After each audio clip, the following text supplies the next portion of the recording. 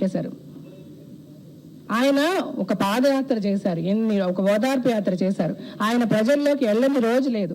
ఆ రోజు నుంచి ఈ రోజు వరకు జగన్ గారు వల్ల ఎన్ని ప్రాబ్లమ్స్ క్రియేట్ అయ్యాయి, ఆయన ఎన్ని అల్లర్లు సృష్టించారు, లేకపోతే ఆయన వెళ్ళిన చోట ఎంతమందిని కొట్టారు, లేకపోతే లేడీ ఎంఆర్ఓ అని కొట్టారా, లేకపోతే ఒక 23 మంది ఎమ్మెల్యేలను కొనుక్కున్నారా, లేకపోతే ఒక ఎమ్మెల్యేతో బేరం మాట్లాడుతూ ఫోన్లో దొరికారా?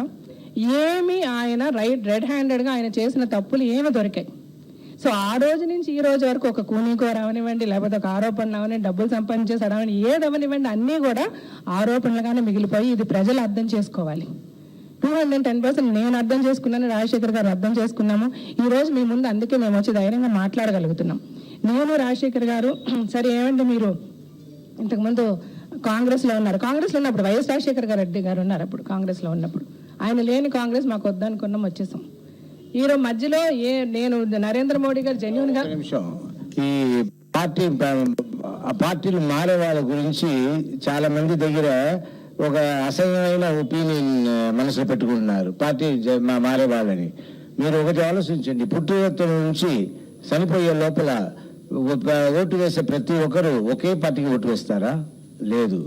ఈ పార్టీ బాగా చేస్తుందని ఈ పార్టీకి వేస్తారు, లేదా ఆ పార్టీ బెటర్గా చేస్తుందో ఆ పార్టీ బెటర్గా చేస్తుందో అని మార్చి ఎదురు చూస్తారు. ఏ పార్టీ బెటర్గా చేస్తుందో ఆ పార్టీ కంటిన్యూ చేస్తారు. అంతే తప్ప పార్టీ మారే వాళ్ళంతా అయోగ్యులు కాదు. అండ్ పార్టీ మారి వెళ్ళే వాళ్ళు అయోగ్యులు కూడా ఉన్నారు. ఎలా అంటే అక్కడ సంపాదించుకుని అక్కడ పోస్టులు అన్నీ తీసుకుని అన్ని రకాలు చేసుకుని వెళ్ళేవాళ్ళు. కానీ మేము అలాంటి విషయాలు ఎప్పుడు వెళ్ళింది లేదు, వెళ్ళము కూడా. అలాంటి విషయం జరగము అవ్వదు. అలా అయినా మీకు రూమర్స్ వస్తే మీరు ఎప్పుడైనా మమ్మల్ని అడగచ్చు. అదే ఇప్పుడు ఆయన చెప్పిన ఉద్దేశం ఏంటంటే, ఒక పార్టీలో ఎమ్మెల్యేని ఎంపీగా ఉంటారు. ఇప్పుడు నెక్స్ట్ ఎలక్షన్లో ఆ సీట్ ఇవ్వకపోతే గబుక్కుని ఇంకో పార్టీ ఏ పార్టీలో సీట్ ఇస్తారో ఆ పార్టీకి వెళ్ళిపోతున్నారు. అలాంటి వాళ్ళ గురించి మాట్లాడొచ్చు, కానీ మా గురించి పార్టీ మారారు అన్నది మాట్లాడాల్సిన అవసరం లేదన్నది ఆయన చెప్తున్నారు. అది మీ విజ్ఞతకే వదిలేస్తామండి.